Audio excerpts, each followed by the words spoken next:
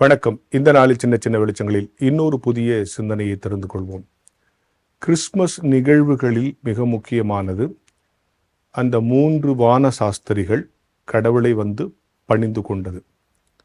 அவர்களுக்கு எந்த விதமான அறிவு போகவில்லை. ஆனால் வானத்தை ஆய்வு செய்து கொண்டிருக்கிற அவர்கள் வானத்தில் ஏற்பட்ட மாற்றத்தின் அடிப்படையில் பூமியில் இப்படி ஒன்று நிகழ்ந்திருக்கும் என்கிற ஆய்வின் அடிப்படையில் அவர்கள் வந்தார்கள். அவங்க 3 பேர் தானா, நிறைய பேரா, 300 பேரா, 3 எப்படி கரெக்டாக சொல்கிறீங்க, அவங்க சீனாவிலேருந்து வந்திருக்கலாம், இந்தியாவிலேருந்து வந்திருக்கலாம் அப்படின்னு அந்த 3 ஞானிகளை பற்றி நிறைய ஆய்வு புத்தகங்கள் இருக்கிறது. ஆனால் இப்போ ஒரு கேள்வி, ஒரு சின்ன பையனை பார்த்து கேட்டால் அவங்கள 3 சாஸ்திரிகள்னு சொல்கிறோம், 3 ராஜாக்கள்னு சொல்கிறோம். ஆங்கிலத்தில் வந்து வைஸ் மேன் அப்படின்னு சொல்கிறோம். வைஸ் மேன்னா ரொம்ப அறிவாளி, ஞானம் உள்ளவன். அந்த சின்ன பையன்கிட்ட கேட்டான், அவங்க 3 பேரும் விண்மீனை பார்த்துனே போயிருந்தா கூட தப்பான அட்ரஸில் போய் நின்னாங்க. அவங்க எப்படி வைஸ் மேன் இல்லையா? இயேசு கிறிஸ்து பிறந்த இடத்த விட்டுட்டு வேறு இடத்துல போய் அவர் பிறந்திருக்கிறாரான்னு விசாரித்தவங்கள எப்படி நம்ம வைஸ் மேனுன்னு சொல்லலாம் அப்படின்னு சின்ன பையன் கேட்டான். நல்ல கேள்வியில். ஞானிகளுங்கிறதுக்கு டிரான்ஸ்லேஷன் வைஸ் மேனுன்னு வச்சுட்டா கூட அவங்க எப்படி ஞானியாக இருக்க முடியும்? கடவுள் பிறந்திருக்கிறாரு, இந்த இடத்துல பிறந்திருக்கிறான்னு நட்சத்திரத்தை பார்த்து கரெக்டாக வந்து சேர்ந்துருக்கணும்ல. ஆனால் மேய்ப்பர்கள் யாரும் வழி தப்பி போனதா தெரில, அவங்க கரெக்டாக வந்துட்டாங்க. இவங்க மட்டும்தான் தப்பாக போயிருக்கிறாங்க. ஸோ அவங்களை எப்படி வைஸ் மேன் சொல்லலான்னு ஒரு கேள்வி கேட்டான். உண்மையிலேயே இது சிந்திக்க வேண்டிய ஒரு கேள்வி. அந்த 3 பேரும் இப்படி ஒரு அதிசயம் இந்த இடத்தில் நிகழ்ந்திருக்கிறது என்பதை உணர்ந்து விட்டார்கள். அது கட்டாயம் நடந்திருக்குங்கிறதுல அவங்களுக்கு எது விதமான மாற்று கருத்தும் இல்லை. அது எங்கே போய் கேட்கலாம்? இப்போ ஒரு நாட்டில் ஒரு விஷயம் நடந்துச்சுன்னா அந்த ராஜாவுக்கு தானே தெரிஞ்சிருக்கும். அதனால் போய் ராஜா விசாரித்தாங்க. இப்போ நம்ம ஊரில் ஒரு பெரிய விஷயம் நடந்துச்சுன்னா அந்த ஊரில் இருக்க பெரிய மனுஷன் போய் இப்படி ஒன்று இந்த ஊரில் இருக்கான்னு அவரை தானே விசாரிப்போம். அவங்க அதனால் இந்த ஊரில் ஒரு விஷயம் நடந்துருக்கு, நிச்சயம் ராஜாவுக்கு தெரிஞ்சிருக்கும் இல்லையா?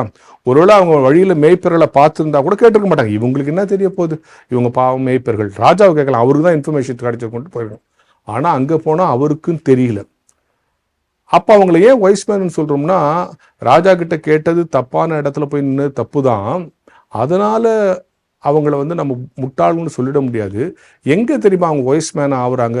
அந்த குழந்தையை பார்த்த பிறகு தேவதூதன் தடுத்து ஆட்கொண்ட போது வேறு வழியாக போயிட்டாங்களே, அங்கே தான் வைஸ் மேன். சில நேரங்களில் நாம் தப்பு செஞ்சோம், எவ்வளோ பெரிய புத்திசாலியாக இருந்தாலும் தப்பு செஞ்சுருவோம். கடவுள் உணர்த்தும் போது அந்த நிமிடத்திலிருந்து நம்மை மாற்றிக்கொள்கிற எல்லோரும் வைஸ் மேன் அப்படிங்கிற டீச்சிங் இதுக்குள்ளே இருக்குது. அப்போ 2வது அவங்க போய் ராஜா அரண்மனையில் தேடினாங்க. ஏன்னா ஒரு குழந்தை பிறந்திருக்குது, அது ராஜாவுக்கு ஆன குழந்தை நினைச்சாங்க. இந்த குழந்தை ராஜாவுக்கான குழந்தை இல்லை, ஏழைகளுக்கான குழந்தை, எளியோருக்கான குழந்தை, மேய்ப்பர்களுக்கான குழந்தை, தாழ்த்தப்பட்டவர்களுக்காக வீழ்த்தப்பட்டவர்களுக்காக குழந்தை. ஆனால் அவங்க போய் அரண்மனையில் தேடினாங்க. அரண்மனையில் தேட வேண்டிய குழந்தை அல்ல இது, அன்றாடம் சாதாரண மனிதர்களை பற்றிய சிந்தனையில் வந்த குழந்தை என்பதை அவர்கள் உணர தவறிவிட்டார்கள். ஒரு விஷயம் நடந்தால் ராஜாவுக்கு தெரிஞ்சிருக்கணும், அங்கே போய் கேட்டாங்க. ஆனால் இது மிகப்பெரிய சாம்ராஜ்யத்திற்காக பிறந்த குழந்தை அல்ல, சாமானியர்களுக்கு பிறந்த குழந்தை என்பதை பிறரில் அவர் உணர்ந்து கொண்டார்கள். எனவே இந்த சின்ன சிந்தனையின் மூலம் தப்பான இடத்துல நின்னவங்களை போய் நம்ம வைஸ் மேன் ஏன் சொல்கிறோம் அப்படிங்கிற இந்த கேள்வி இத்தனை சிந்தனைகளை அதற்கு பின்னால் உருவாக்கி வருகிறது. இது ராஜாவுக்கு பிறந்த குழந்தை அல்ல. தவறாக போயிருந்தாலும் கூட இறைவன் தடுத்தாட்கொள்ளும் போது நம்மை நாம் திருத்திக் கொள்ள வேண்டும் என்பதை அந்த 3 ராஜாக்களிடந்தும் நாம் கற்றுக்கொள்கிறோம். நாமும் சில நேரங்களில் இடறி விடுகிறோம், தவறான இடங்களுக்கு போய்விடுகிறோம். இப்படித்தான் இருக்கும், ராஜாவுக்கு தான் தெரிஞ்சிருக்கும்னு அவங்க நினைச்ச மாதிரி இப்படித்தான் இருக்கும்னு நாம் நினைக்கிறோம். ஆனால் இறைவன் தடுத்தாட்கொள்ளும் போது நம் எண்ணங்களை மாற்றிக்கொண்டால் நாம் எல்லோரும் கூட வைஸ்மேன் தான் என்கிற சிந்தனையோடு இந்த நாளை தொடங்குவோம்.